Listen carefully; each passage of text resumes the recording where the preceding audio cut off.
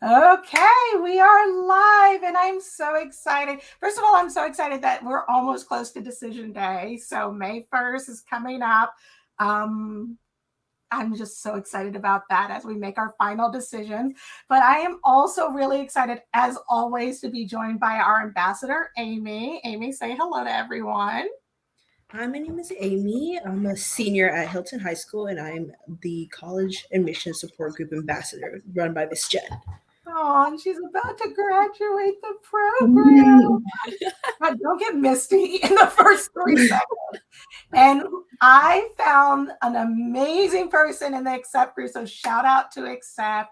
Woo. But Twink Williams Burns from Williams College. It's like Williams and at Williams. And That's right. Williams, so for everybody who doesn't know, last year we had a student close at Williams, and it was just such, like I think this is a thing how it's a right college. It was such an easy process. It was like, this is an obvious process. So thank you so much for joining us as we get ready for decision day. Do you want to say hi and let everybody know what you do at Williams and anything that you want them to know? Sure. Yeah. Hi, everyone. I'm Twink Williams Burns, as Miss Jen just said. I'm going to take that. I'm going to call you Miss Jen for the rest of the Thank you.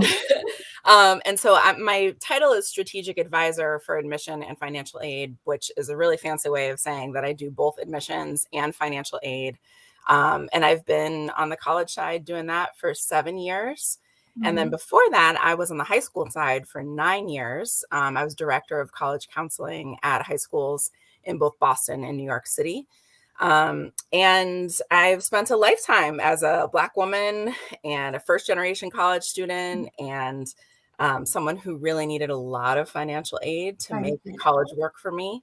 So I know what it's like to navigate these structures that were not built for me.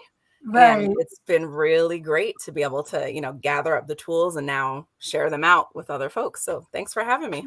Yeah, and I think that's the thing. The one thing I don't touch is financial aid because I'm so scared that I'm going to get it wrong, that it could really lead to a lifetime of debt. And so I think, well, the first thing I do want to touch on this before we even get into the financial aid, because I know Williams had really big news right before this came on. And if I'm being honest, it was not surprising to me based on y'all's history of what you guys decided to do. But can you tell our audience what Williams is doing for the next class and things like that? Yes, I am very excited to share this. So I'm honored to be on the team of folks that helped to push forward this initiative to become the first college in the country that has removed all loans, removed all work study expectations. So students are now just given cash at the beginning of each term, so they don't have to work. They can choose to work if they want to. And removed all summer expectations, which most colleges have an expectation that students will pay some of what they earn over the summer towards their tuition bill during the school year. We also have all free textbooks for all of our students.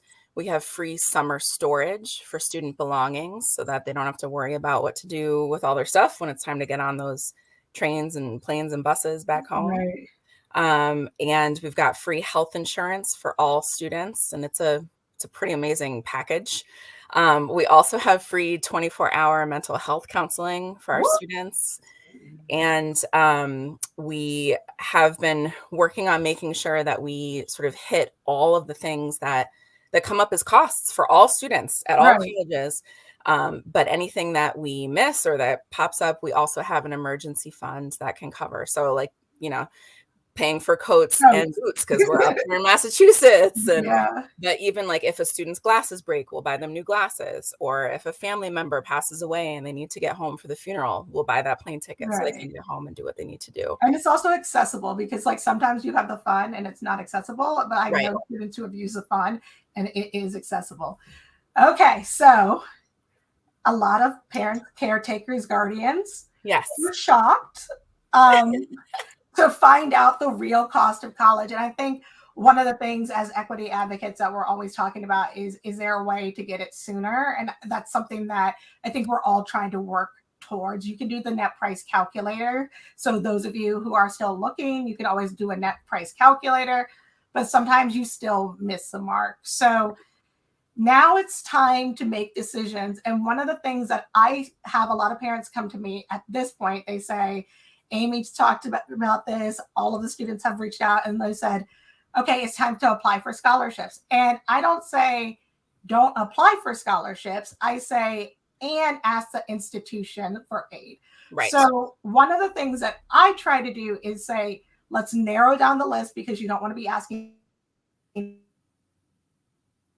Let's at least narrow it down to the colleges that you would want to go to if the money was right. Right. And the colleges that you can't afford right now.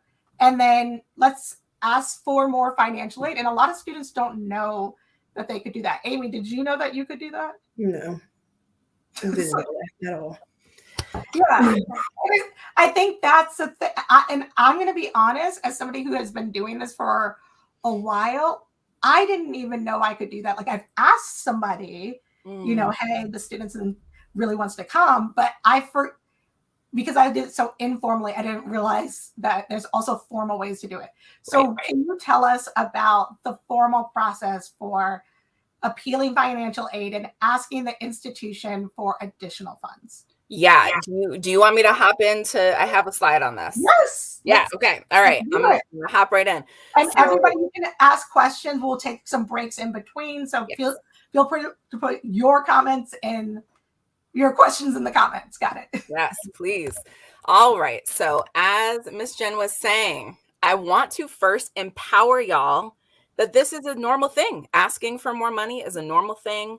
Appealing the financial aid package is a totally normal thing. I know it feels weird, and I know that it's not something that most people know about, but I want to empower you. So I just want to encourage you in a few ways. First, you have every right to ask financial aid questions until you understand the answer.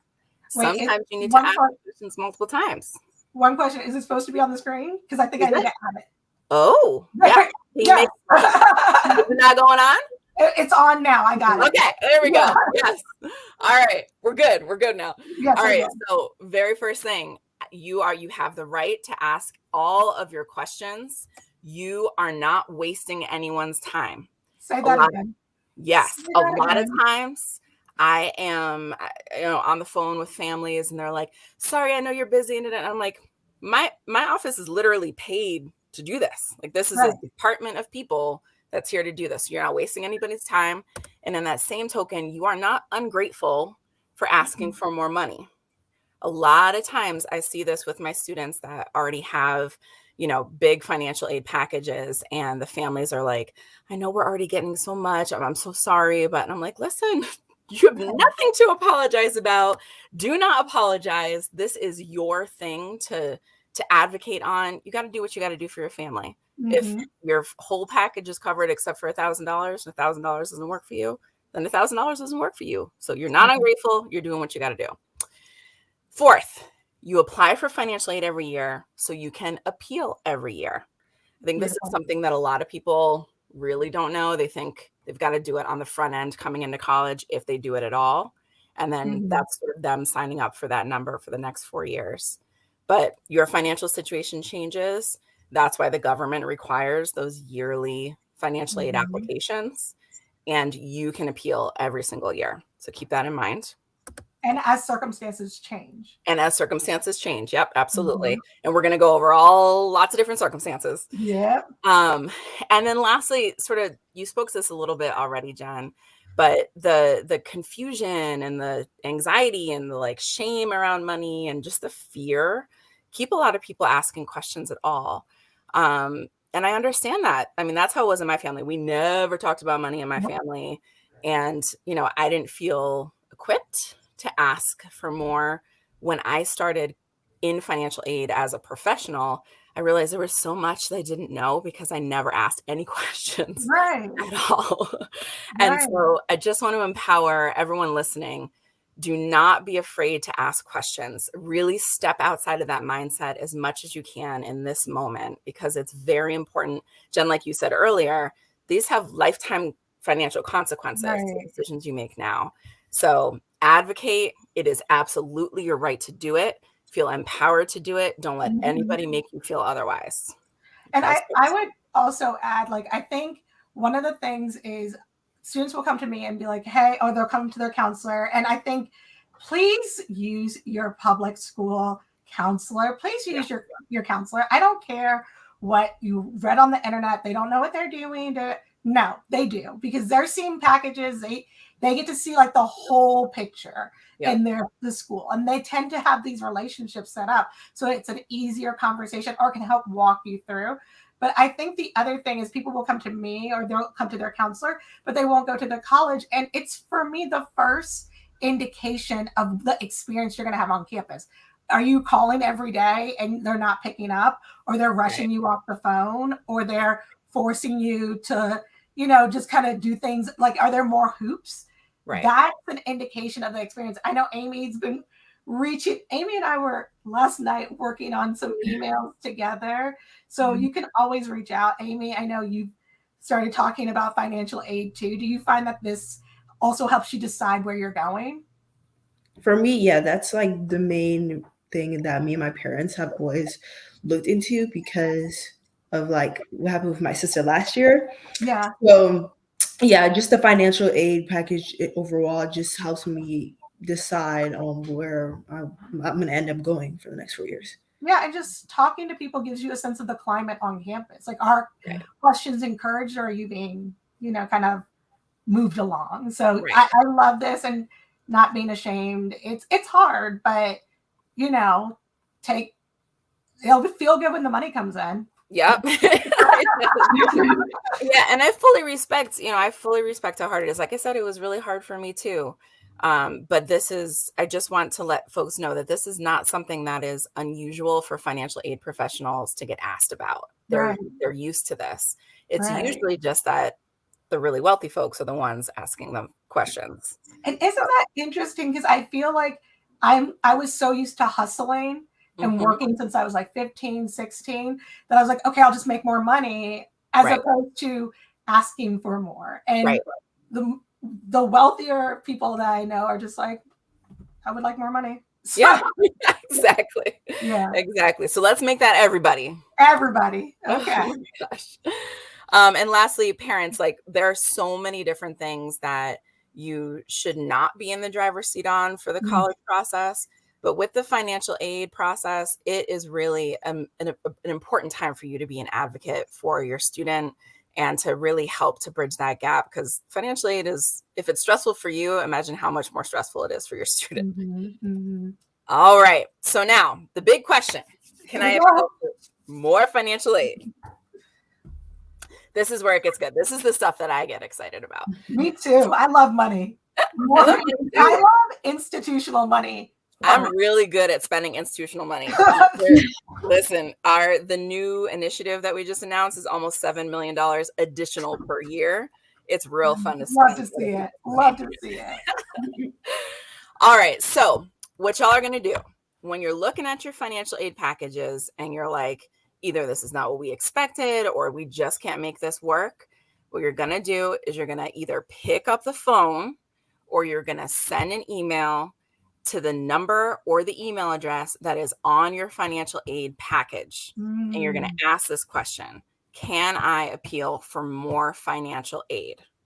Because there are some different answers that you might get that will determine what your next step should be. So the first answer could be no. They might say no. Some institutions, very few, but some institutions don't have an appeal process. They don't have the staffing or the bandwidth. These do tend to be like very, very large state institutions where your aid is your aid. That's it. And like, unless you got some sort of outside scholarship, there's no movement that can happen. So sometimes the answer is no. So you want to start with this question first, because you don't want to waste your time. Yeah. You want to use that time on somewhere where you could maybe move the needle. Sometimes the answer is no. Oftentimes, most times, I would say the answer is yes, as we've talked about. When the answer is yes, you are then going to ask these next 3 questions. These are very important. So first, are there specific steps I should take or forms I should complete for my appeal.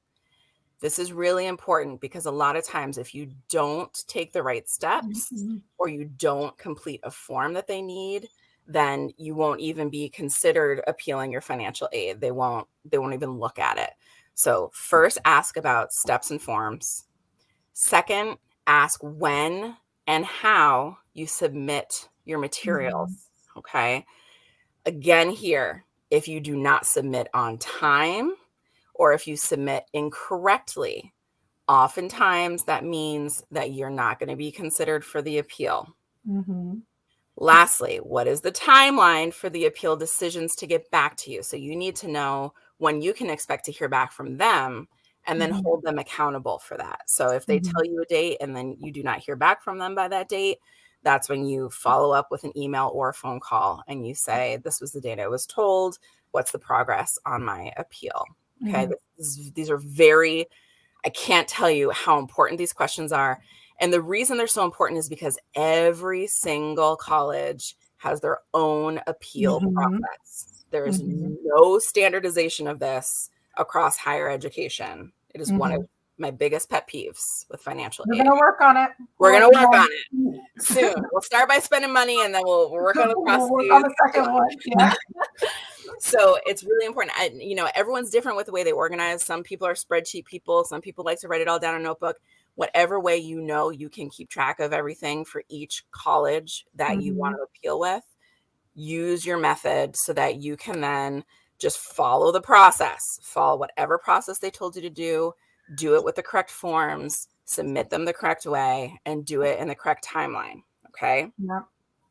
Now, it is possible that they might do sort of a first level of vetting with you when you ask them if you can apply for more financial aid.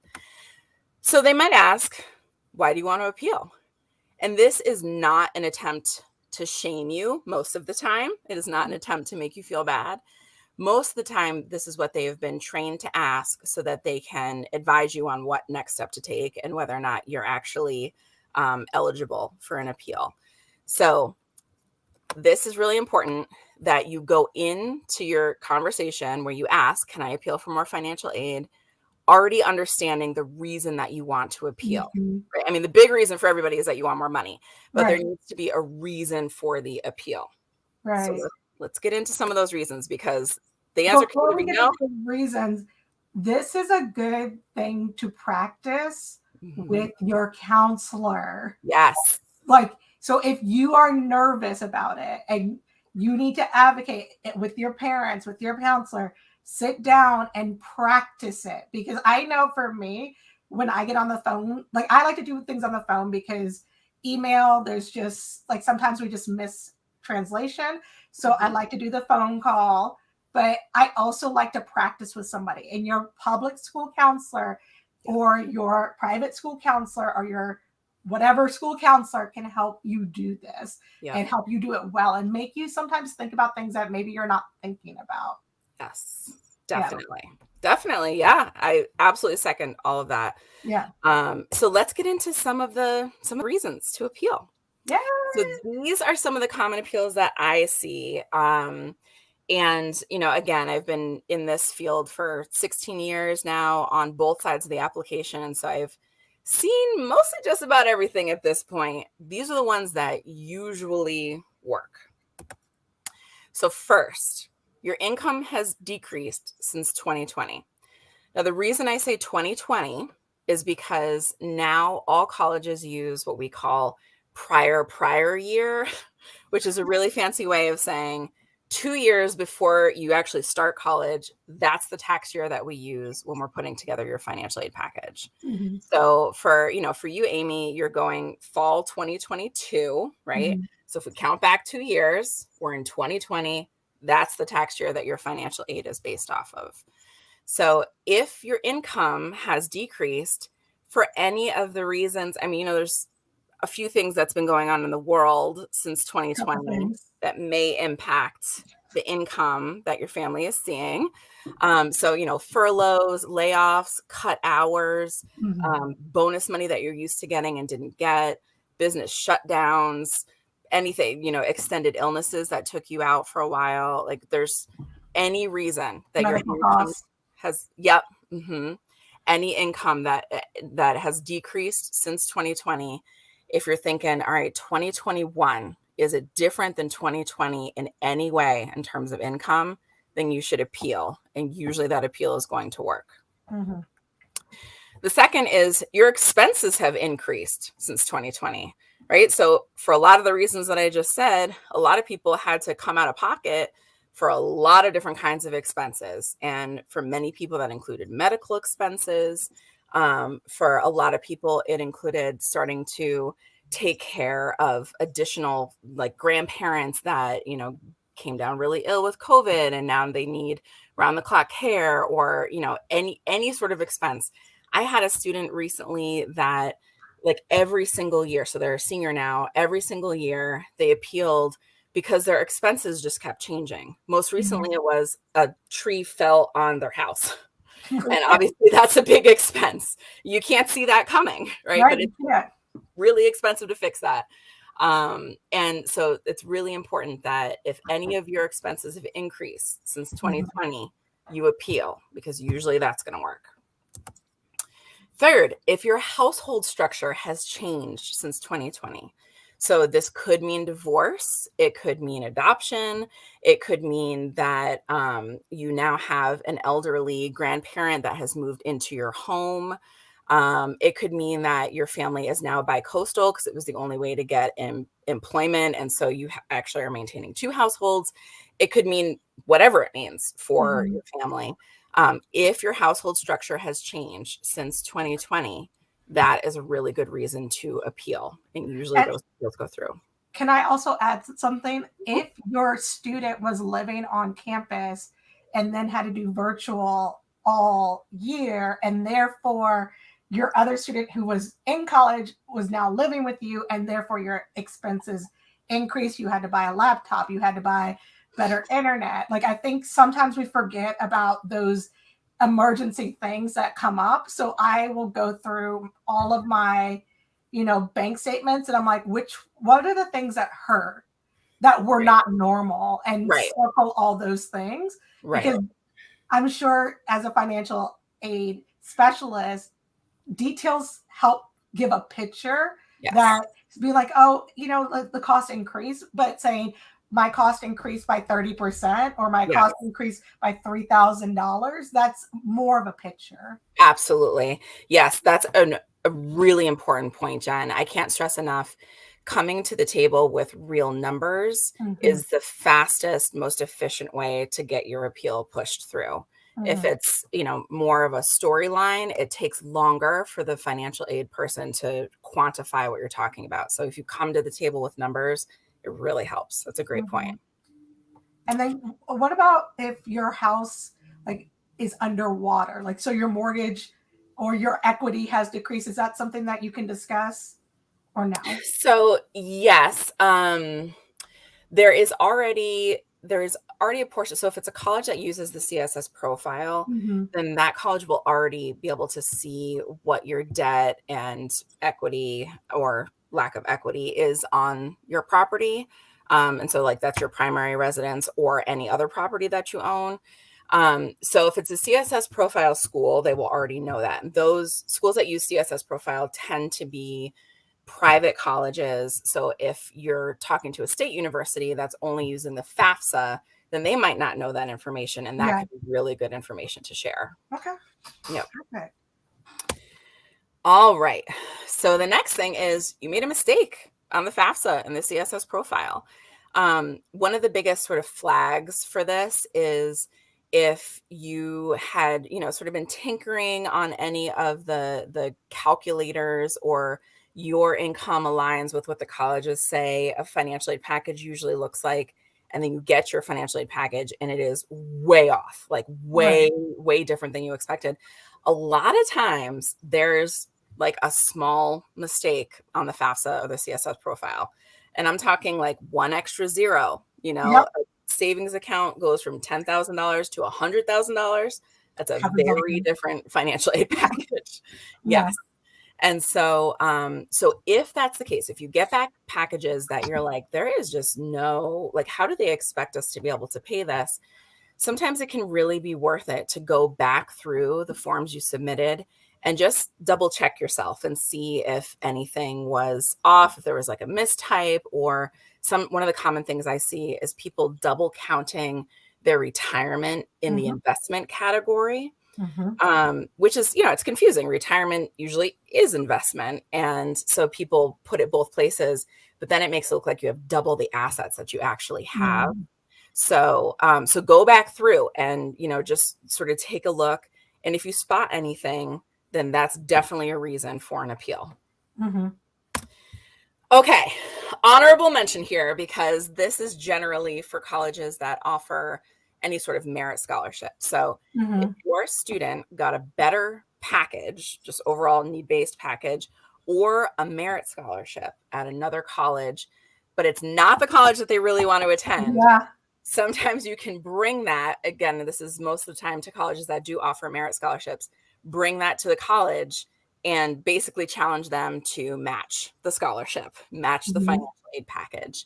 And I've seen that this has worked for my students definitely in the past. Right. It usually does not work at colleges that are fully need-based aid. Okay.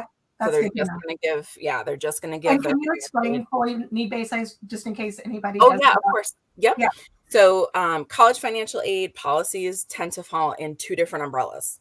The first one is what we do at Williams College. It's need-based aid, meaning that we look at all the financial information that you give us, and we determine from that how much we think you can pay each year.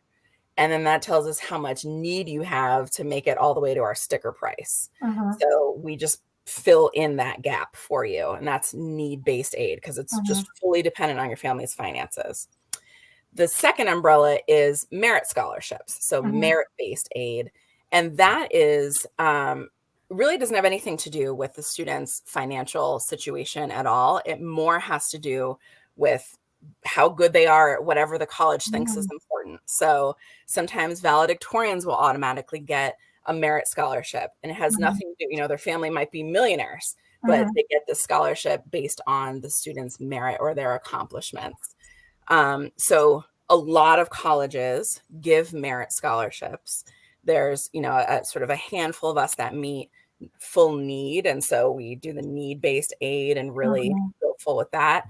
But bringing another college's package to a college that gives merit scholarships is one really good way to try to move the needle on your financial aid package. And is there certain colleges that are better than others? Do you find like are public colleges better or private colleges better, or is it just, it really depends on the institution? I think it depends on the institution and what their, whatever their governing body has said are their priorities for that year. That's, all colleges spend money based on what they value. And and they, that was a mini sermon right there. Can you say It's true. They spend money on what they value, and whether it's local students or it's students of color or whatever it is, they're going to spend their money that way. So you should ask, no matter what. You should ask. You should advocate, and the worst they can tell you is no. And so I know because I'm in the Northern Virginia area, I know a lot of professors and people who work at universities, and they're like, well, I can't necessarily appeal the aid because I already have this discount and it's going to look greedy. But I know my kid wants to go here, here, or here. And this is what I'm hearing the most. Oh my gosh. Appeal. Okay. Yeah, so, absolutely. We should just make a sign. Listen, I will wear a billboard that says appeal your financial aid package. Amy, we might have to put that on a t-shirt tonight. We'll never take the first offer. And I think I think the thing is the people in the middle class, and let's not even go into how loaded that term is. We are so used to taking care of our own needs. Right. We're so used to getting a GoFundMe started. We're so used to, taking on another job. We're so used to doing all of that we never think maybe we should just ask for help. Maybe before we turn down this college, even if maybe you're not ready to say, I'm ready for a financial aid appeal, but you could just send a note to the admissions officer and say, hey, you know, I really wanted to go. The finances didn't work out. And that person might say, hey, have you tried a financial aid appeal? Yeah. We're still interested in you. Because for me, this is a time where colleges really show their hands and they say, we are not just interested in you, we are willing to invest in you. Absolutely. I mean, this is like, sorry, I meant to go back to this one. Yeah. This is crunch time for colleges. This is what we call yield season. So we work so hard to get the students that we admitted to say yes to us because we know that they have options.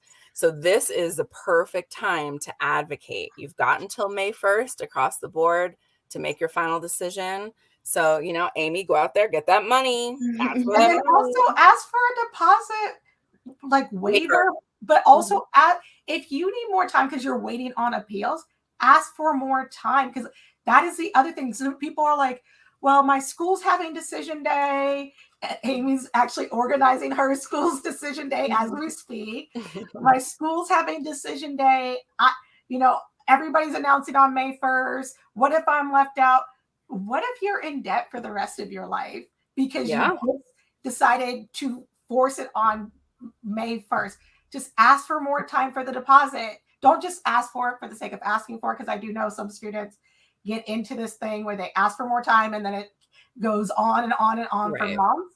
But if you are waiting to hear back about an appeal, you should not be putting down a deposit until you hear back. And the school should help accommodate that. If they're not, ask why.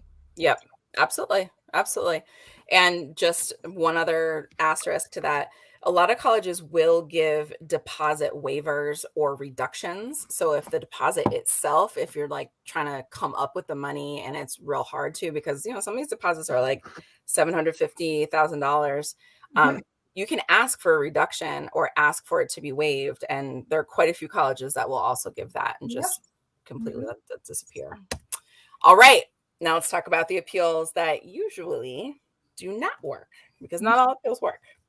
So first off, if you just don't want to pay what the college is asking you to pay, if all you're saying to the financial aid officer is like, I just don't want to pay this, it's not going to work. It's not going to work. You have to, like we said earlier, come with a reason that you want to appeal, come with numbers, make sure that you've already done your own work, because they're not going to do it for you, right? They're not going to look through your finances and like try to find it for you. This is your job to go through and really think about what it is that you're asking for and why. Because if you don't, then they're going to be like, well, that's your choice. Like you don't have to pay. We're really sorry to see so-and-so go. So we don't want to approach it this way. We want to approach it strategically with numbers. Second, expenses for helping extended family. So this is something that I see very often with my students who have family that live outside of the United States, where they're making lots of money or making the money that they can, and they're sending it back to support family that are living wherever the student immigrated from. And or in the South. Well, yeah. Or if you're sending money down south. Or sending money down south. Yeah, that's true. That's true. Yeah, thank you. That's true. Shout out. You know, like if you have cousins that want to help out, you know, family members. I know my cousins did it for me. Thank y'all. Yeah, absolutely. Listen, I sent money home all through college. I mean, this is like, I think this is one of the ways in which the white supremacist foundation of higher education shows its hand, because that is not a cultural value that is prized in financial aid. And so the government does not see those financial decisions of giving money to extended family as an obligation. They don't see that as a financial obligation. They see that as just like a personal financial choice. And like, you could do that, or you could go on vacation, or you could like get your hair done. And, you know, that's your decision, but that has nothing to do with your financial aid. So because the government sees it that way, generally speaking, colleges also draw a line within your, like, whoever is going to be on your taxes. So whoever your tax dependents are, that is who they're going to consider within your financial obligations. The one exception, and I'm really proud that Williams does this exception, and like we try to get creative with as many things as we can, but some colleges will consider costs for biological grandparents of the student. So if the biological grandparents are, in need of, like I have a student who they're essentially maintaining the home for their family in a different country that, they just cannot, there's no way that they can work medically and with their age. And so they're supporting them fully financially. It's like supporting a whole nother household. Yeah.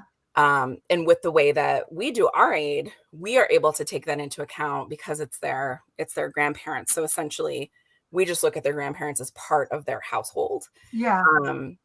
Not many colleges will do that, but it is worth asking. It is worth asking, but I don't want to get people's hopes up because the answer is. Amy and I are looking at each other on the screen and we're like,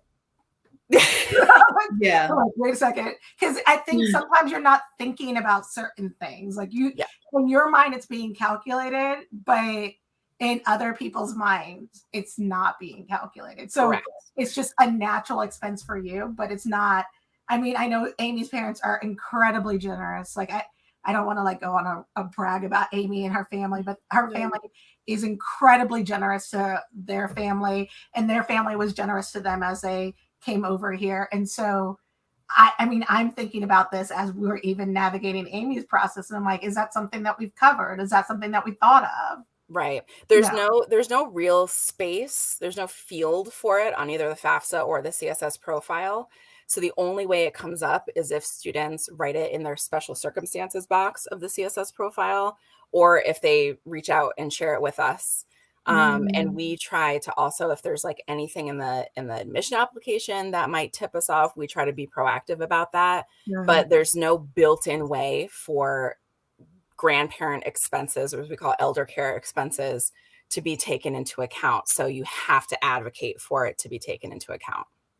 Amy's like, you know what? I'm like, this was, I know you have more points, but I'm like, we can end it right there. What a light bulb moment for me, because I just didn't think about, you just are so used to doing it that you don't think about it. Right. So thank you. Yeah. Yeah, of course. I will say that it is, as rare as it is for colleges to take grandparents into consideration, it's even more rare for colleges to take any other extended family members. So aunts, uncles, cousins, things like that. Incredibly, incredibly rare. It is generally not considered. But for the biological grandparents, that's where you usually have some space to really push. Okay. Perfect. Yeah. All right. So other siblings in graduate school.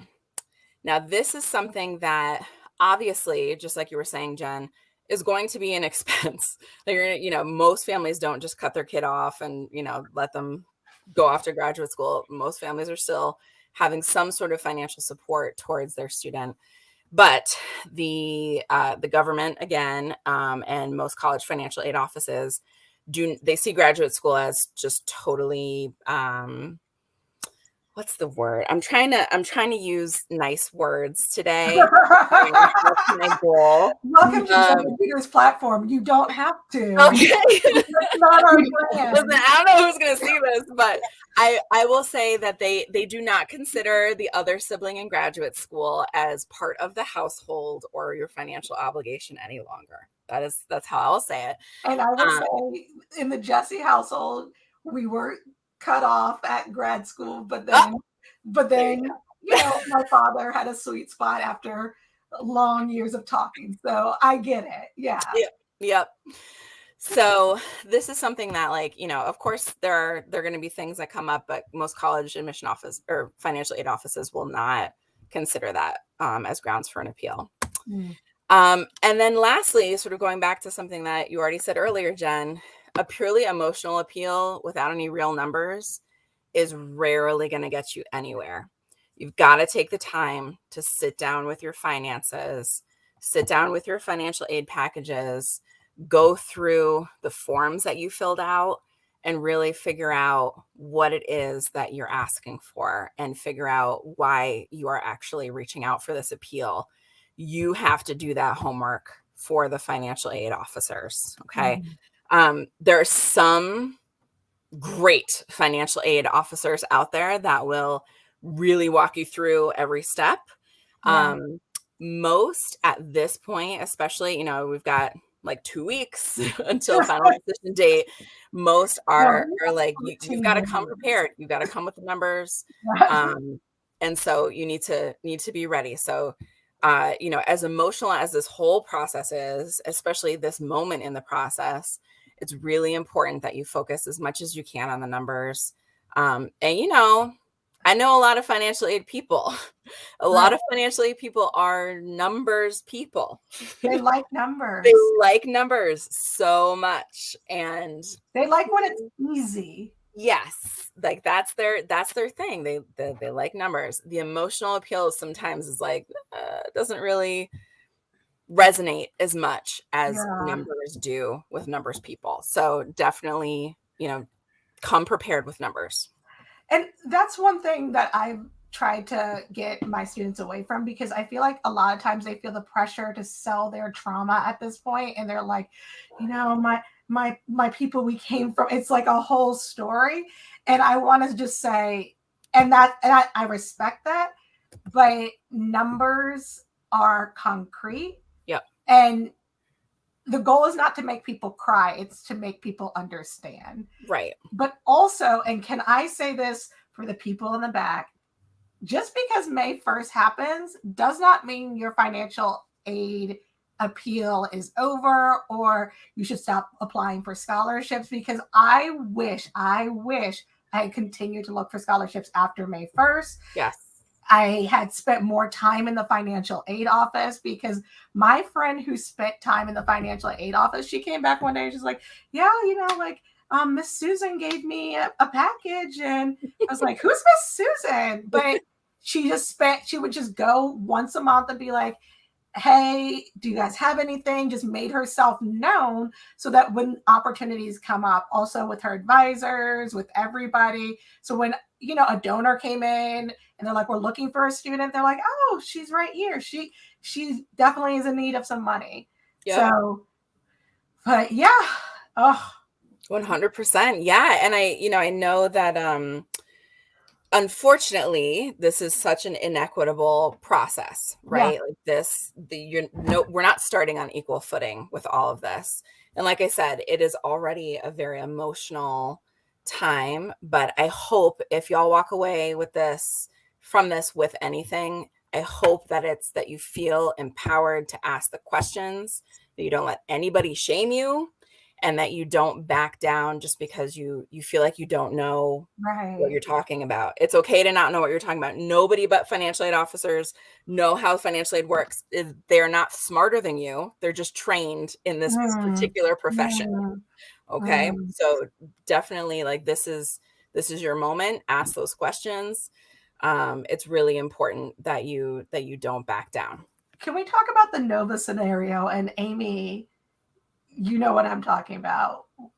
In this area, it costs a lot to live here. Okay. It's expensive. The costs have increased rather than decreased over the last couple of years. And I think a lot of parents see their EFC, their expected family contribution. Amy, look at Amy. She's like, I mean, Amy, do you want to discuss that a little bit? Because you see the EFC and you're just like, oh, there's no way. Right. I'm just like, there's no way. Right. So, but then they're like, technically the government thinks that we are rich. Like they think that we have a tree outside. So what advice would you give to people who feel their EFC has hurt them? Good question. One of the things that I see is when families sit down and they do a monthly expense sheet, so that they can show that there actually is not the liquid money available to them that the government would assume is available to them. And sometimes in the process of putting together their monthly budget and monthly expense sheet, sometimes they find good reasons to appeal.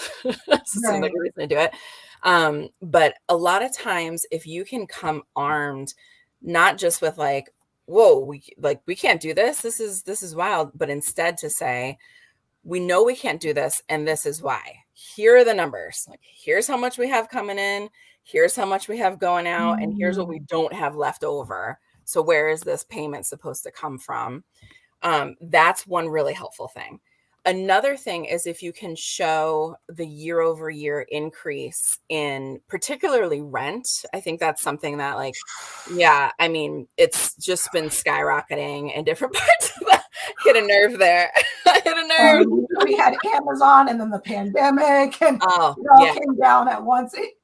I was triggered. I'm sorry. I was triggered. No, listen, I don't blame you. It's been wild. Some of the numbers that families have been sharing with me from various parts of the country about how their rent has changed over the past 2 years is just, it's criminal. Like, right. I don't know how it's legal, what's happening.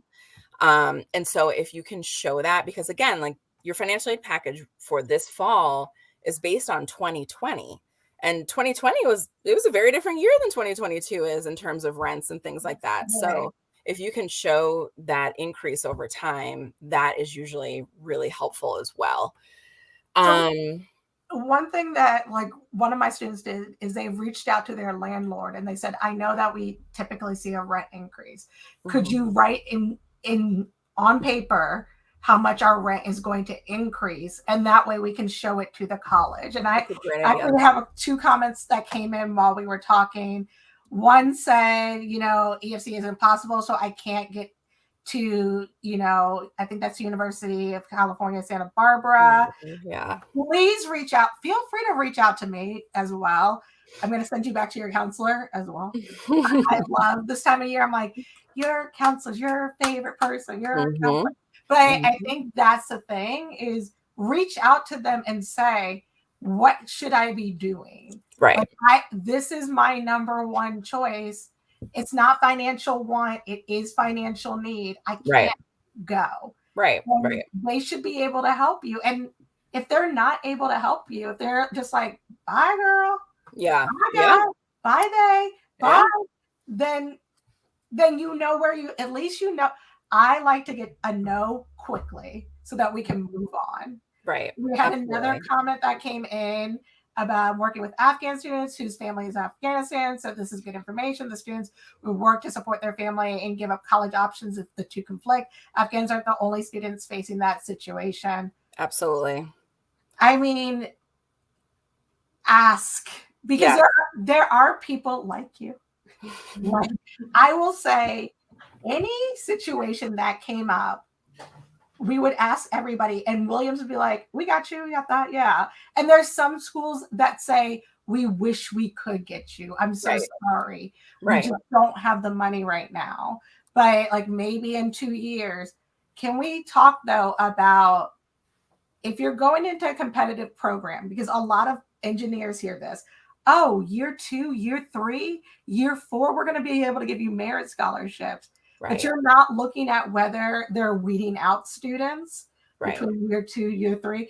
When you're making the final financial aid decision, should you be thinking about, in the future, they said that I might be able to get a scholarship, or should you be looking at the now? I always counseled my students to look at the now, because you want to keep in mind the worst case scenario. So basically multiply that first year by 4 and say, like, is this a number that I could live with? Because that could be your reality. And for many students, it does end up being, because like you said, Jen, they weed students out. It's those they're not eligible because you're in a hard program. Right. Exactly. Right. One of the other things what your question made me think of, for the, like, on paper, we look wealthier than we really are, is retirement. So a lot of times I see particularly first generation to the US students and students who are first generation to college, whose parents have, like, been the first to buy a home on this continent.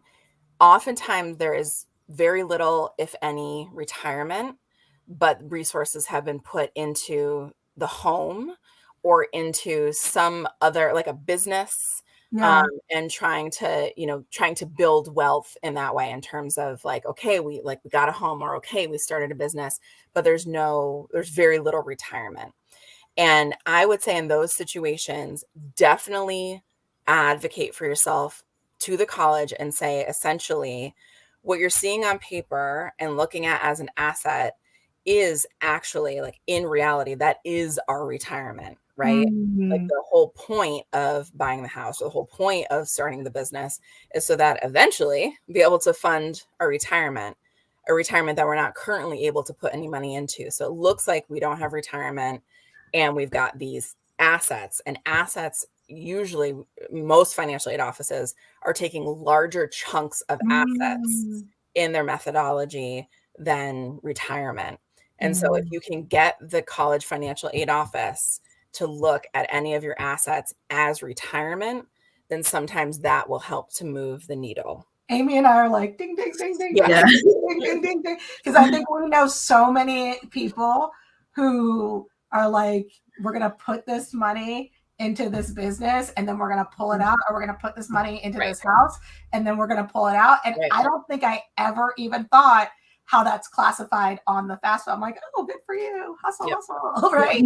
But like, I know Amy, are you like, this has been, No, I'm gonna use this. this has been like, light bulb, Yeah. light bulb. I'm like, we have been doing it all. What do you like? This point of time of year is overwhelming, and even right now, I'm like, oh my god, we've been doing this all wrong. What do you Nobody say? knows how to do it though, Jen. That's the thing, Okay. is that, like, there is no, like, listen, I've been in this field, like I said, for like 16 years, and I feel like I learn new things every year. Nobody knows how to do this well, because it is not, like, college is not meant to be financially accessible. Let's be real. Oh, Right? It's just not. And so all of the, like, processes and everything, like, at Williams, part of the reason that we're, like, rolling out all of these announcements, like, I feel like every year there's, like, a new thing coming out, right. because we're like, all right, we have so much to tackle. Like, there's so many different kinds of large systemic oppressions that we have Right. to tackle financially, that, like, just haven't really been tackled before. There's not very much of a roadmap, because this is just, it's not meant for people that need money. Right. So don't feel bad, please. As much as you can, don't feel overwhelmed. You're not behind, you're with everyone else, because nobody knows how this works. And I think that's the thing, is like, I'll see admissions officers this season getting on their soapbox and be like, well, you should have applied to schools that you could afford. And it's like, but y'all were saying when people were applying Right. that there were going to be scholarships. I would like to put this out there for everybody on the planet. There are still colleges that are rolling admissions that will still take you. A lot of them still have financial aid packages. You can still apply elsewhere. And a lot of people were like, okay, well, then I'll transfer. Usually I found that most of my students who went to a rolling admissions college, they're actually happy. They love their life. They love the college, because the college tends to be a little bit more equitable, more focused, more driven, more meeting their needs. So there are opportunities out there for you. Don't just feel like I have to take what's on the board. Right. But the other question I had, and this came up last year, is what if you do your financial aid package, you're completely fine all summer, and then boom, your parents lose their job, or boom, something happens over the summer or during the school year? What is the best way to approach a financial aid office and say, we've had a drastic change in circumstance?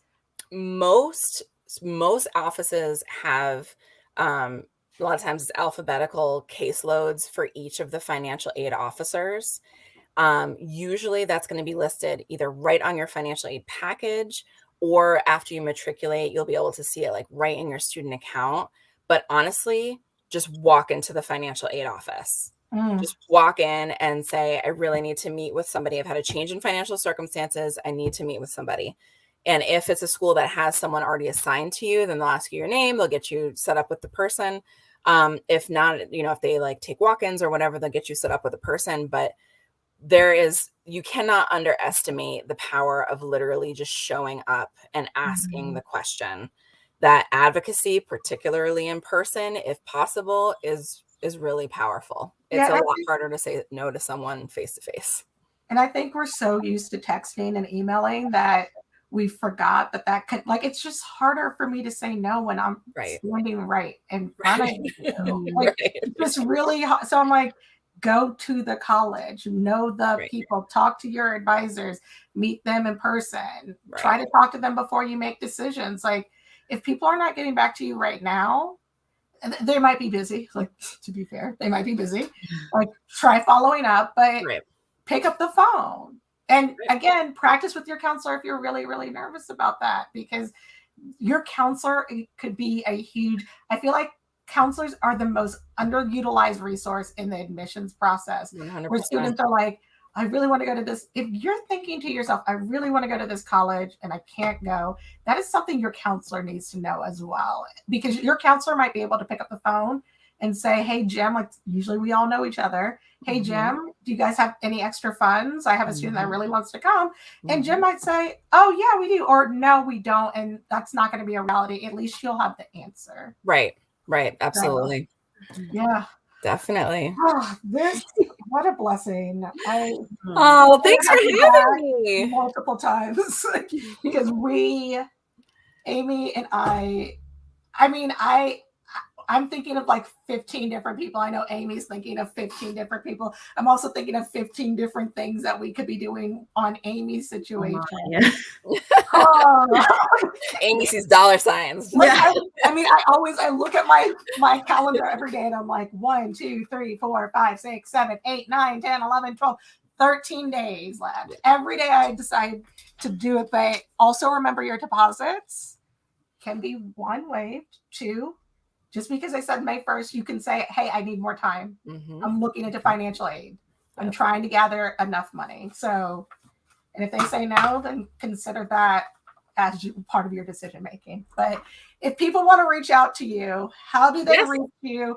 How do they learn more about Williams? I have happy students there. How do they reach out to you? Oh, I'm happy to hear that. So I am the only one named Twink who works probably at any college, but definitely at Williams College. You can find me on our website. My email is twink.w.burns@williams.edu. And feel free to reach out anytime. It's one of those things where if you have questions, there's really no limit to where you should be asking those questions. Just get your answers. And if you can go in person, and I know a lot of students are geographically limited, but if you can go in person and ask those questions on a weekday, and just because usually it takes 3 days, but when you're in front of somebody who's a professional and they just are invested in getting it done, they could usually do it that same day. But we also have a fly-in program, our WOW fly-in program. It's a free 2-day. We fly you in, we wine and dine you, put you up. You don't have to worry about spending money on anything. We get you to and from everywhere you need to go. So you can look out for that. It's called WOW, or Windows on Williams WOW program. So that's every September and October, and usually the application opens up in May, so after May 1st. So when Amy wants to transfer, no, I'm kidding. Well, I was also going to say, if there are any other counselors that are listening to this right now, we also help to subsidize the cost of, if you're a Title I school or you're a community-based organization bringing a group of students, we're happy to help subsidize that trip for you as well. Right. Don't go on. I always think like some people will go on campus and not try to connect with somebody before they go and just do their own tour, which is great. I love how a lot of us are just self-starters, but if you can connect with somebody, and I think one of the things that I would love to see more of in this space is if you could have them talk to the financial aid people and talk about appeals and if you can schedule that, that's really powerful for students, because when I learned it, I was from the rooftops, like, guys, appeal, let's do it. As a lawyer, I was like, appeal? This is phenomenal. So, but not even be aggressive. Know how much your student is valued, and that you, just as much as you want to go to this college, they need your student too. So don't devalue yourself. 100%. Any last thoughts before we go? Amy, you and I are going to be working on this appeal tonight. I'm ready. I'm like, I will be over at her house today. With her mom's going to see this and she'll be like, I see her mom calling you personally. Oh because I love her mom. I'd be happy to chat with her. But yeah, no, I would just say, like, again, feel empowered to ask these questions and know that you are worth it. You are valuable. And like Jen said, the college that gets you is lucky to have you. Nobody is giving this money out to you, right? You earned this money. You earned the scholarship. You earned the opportunity to go to the college. They're not like, you know, sort of like giving things out to you. This is stuff that you earned. So approach it like you would approach any HR conversation or anything like that, where you are being compensated for the work that you do. That's it. That's the word. I could talk to you for literally forever. If you're at NACAC, yes, thank you. Like, this has been great. I listen, it's going to be recorded. It's going to be online. We will chop this up. We're going to get this out. You know, like, I come from a family of Jehovah's, so I'll go down door to door. I'm not a Jehovah, but I will go door to door and be like, have you heard the word of financial aid appeal? Because this is so powerful. We love having you. I don't even want to get you off the screen, but I know we have to. But, you know, if I see you at NACAC, yes, we're going to have to meet up. Yeah, definitely. Thank you so much for having me. Okay, so I'm going to end live, and then we'll say goodbye to you on the back end in the green room. Amy, here we go. 13 more days, girl. Woo! 13 more days. And I haven't even put up their acceptances yet. I'm doing it this week. All right. Bye, everyone. And email if you have any questions.